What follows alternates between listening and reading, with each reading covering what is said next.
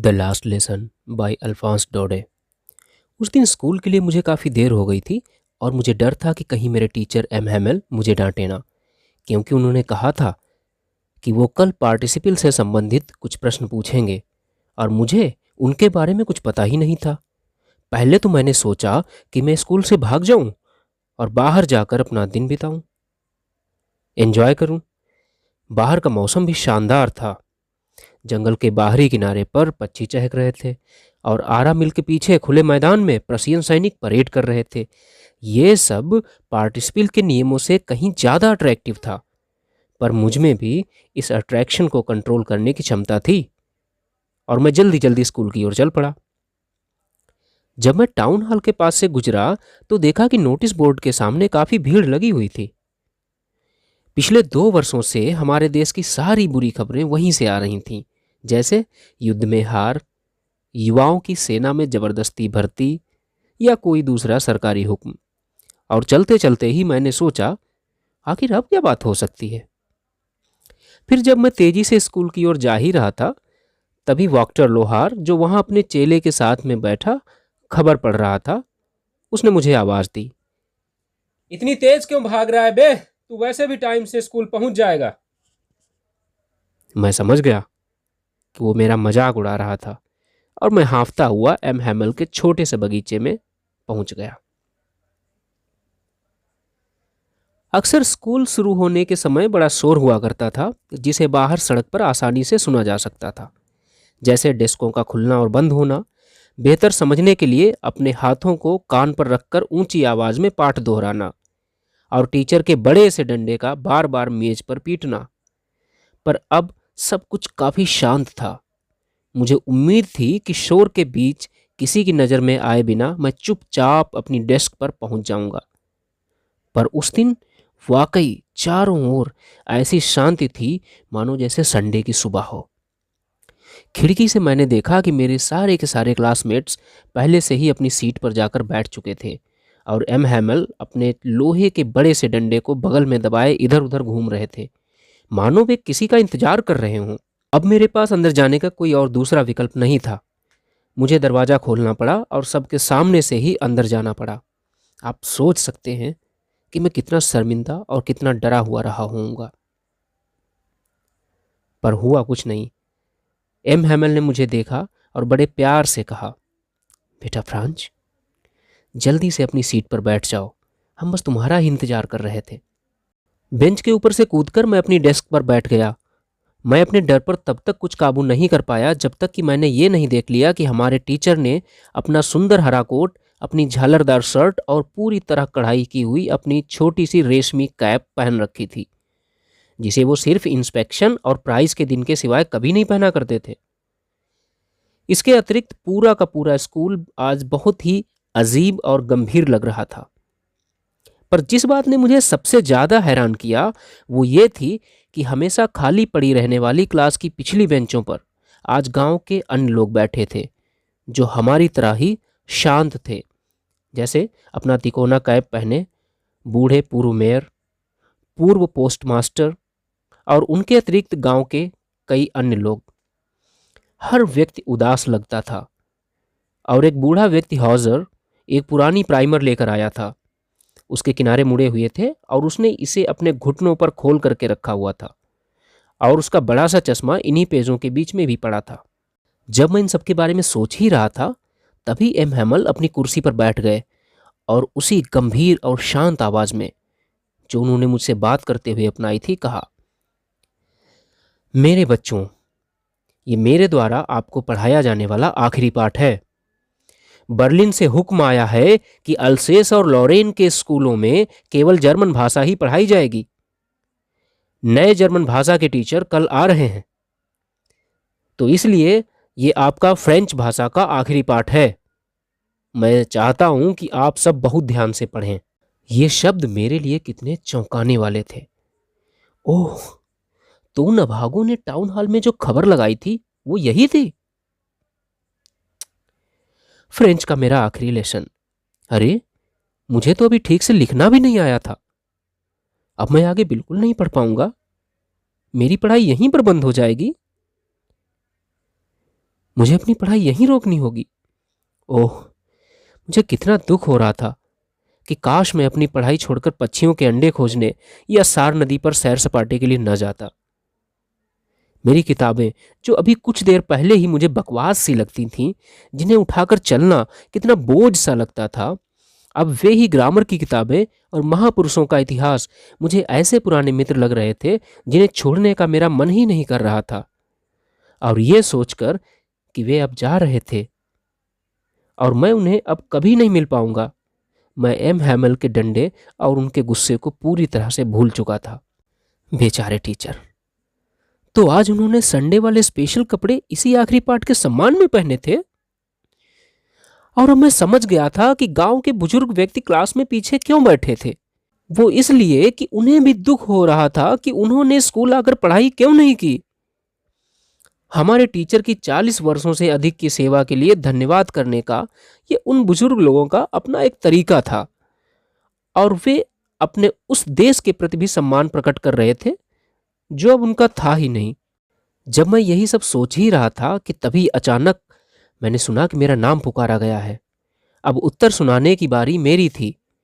Participle के उन भयानक नियमों को ठीक से सुनाने के लिए मैं क्या कुछ न कर देता अगर मैं उन्हें ऊंचे साफ स्वर में बिना किसी गलती के सुना सकता।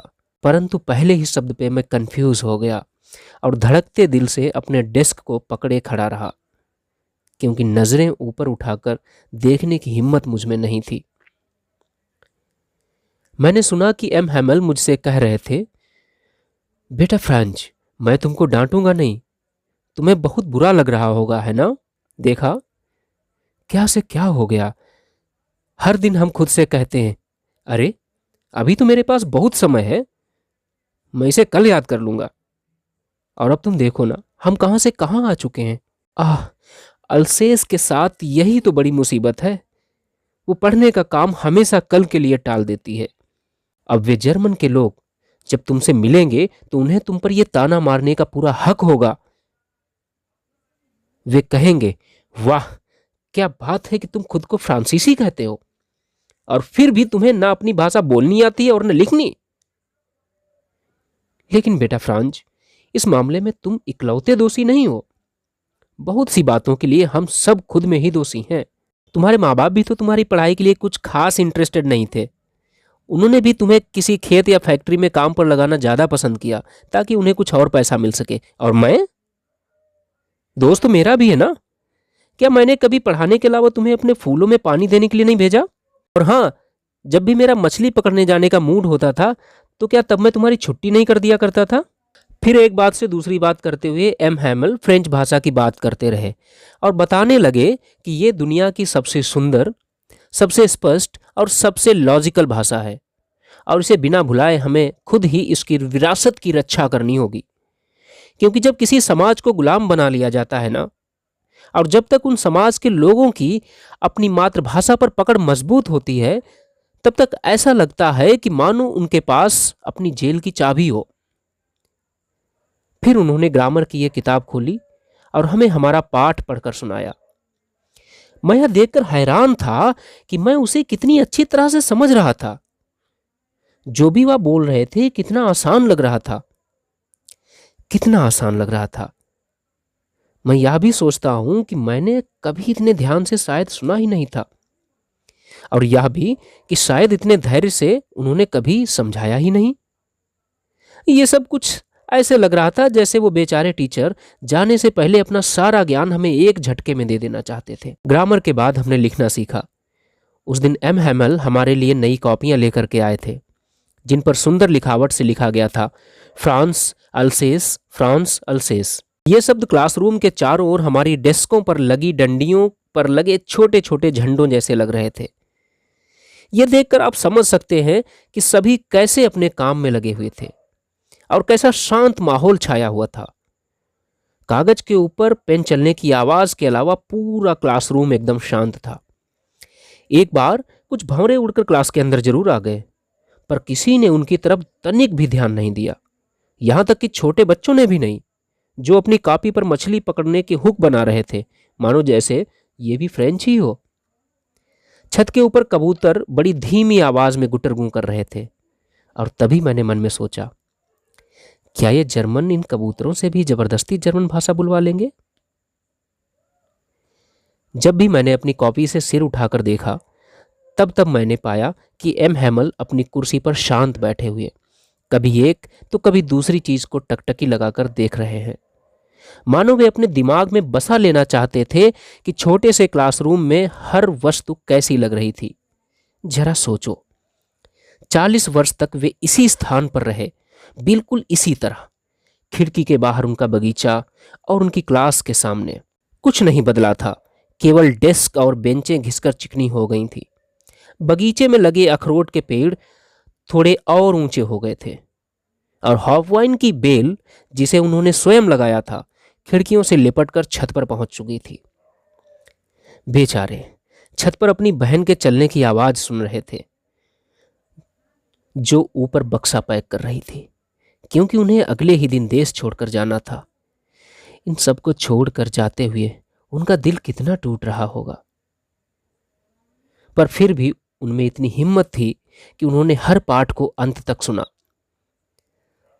सुलेख के बाद हमारा इतिहास का पाठ था और फिर बच्चे अपना बा बे बी बो बू बोलकर याद कर रहे थे। क्लास में बूढ़े हौजर ने अपना चश्मा पहना और दोनों हाथों में अपनी प्राइमर पकड़कर अक्षर पढ़ने की कोशिश कर रहे थे।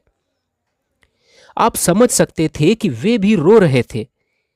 इमोशन से भरी उनकी आवाज कांप रही थी और उनको सुनना ऐसा विचित्र अनुभव था कि हम सभी को हंसना भी आ रहा था और रोना भी। आह, कितनी अच्छी तरह से मुझे याद है वो आखिरी पाठ। तभी चर्च की घड़ी ने 12 बजा दिए।